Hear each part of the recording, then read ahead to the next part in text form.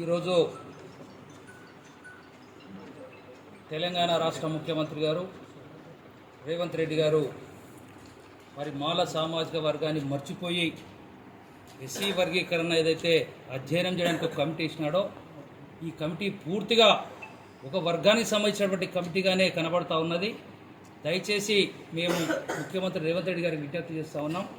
రేవంత్ రెడ్డి గారు, మీకు గత శాసనసభ ఎన్నికల్లో మా తెలంగాణ రాష్ట్రంలో ఉన్నటువంటి 50 లక్షల మంది మాలలందరూ కూడా మరి ఆ రోజు మనవాద పార్టీలకు వ్యతిరేకంగా, భారతీయ జనతా పార్టీకి వ్యతిరేకంగా మేమందరం కూడా మరి చెమటొడ్చి నేను ముఖ్యమంత్రి చేయడానికి మేమందరం కూడా ఊరూరా తిరిగినాం. మేమంతా కూడా పనిచేసినాం.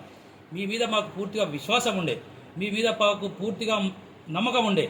ఇలా ఎవరైతే నీకు ముఖ్యమంత్రి కోసం ప్రయత్నం చేసినారో వాళ్ళని నిలువున ముంచే పద్ధతిలో ఇలా మా మాలలు లేనటువంటి వర్గీకరణ ఏదైతే అధ్యయనం చేయడానికి వేసినటువంటి కమిటీ పూర్తిగా మాలలను 50 లక్షల మంది మాలలను అవమానపరిచే విధంగా ఉందనే మాట ముఖ్యమంత్రి గారికి ఎస్సీ వర్గీకరణ వ్యతిరేక పోరాట సమితి తరఫున మేము విజ్ఞప్తి చేస్తా ఉన్నాం. ముఖ్యమంత్రి గారు, ఈ కమిటీని వెంటనే రద్దు చేయండి. ఇలా ఉన్నోళ్ళందరూ కూడా ఒకటే వర్గానికి సంబంధించినటువంటి వ్యక్తులు. దయచేసి ఇది రద్దు చేసే వరకు కూడా మరి మేమందరం కూడా పోరాడుతాం. అవసరం అనుకుంటే డిప్యూటీ సీఎం గారు మీరు నోరు విప్పాలి. గడ్డం ప్రసాద్ స్పీకర్ గారు, మీరు మాలలు మీరు నోరు విప్పాలి. విప్పకపోతే తెలంగాణ రాష్ట్రంలో 50 లక్షల మంది మాలలు భవిష్యత్తు కార్యాచరణ మీరు పూనుకుంటాం.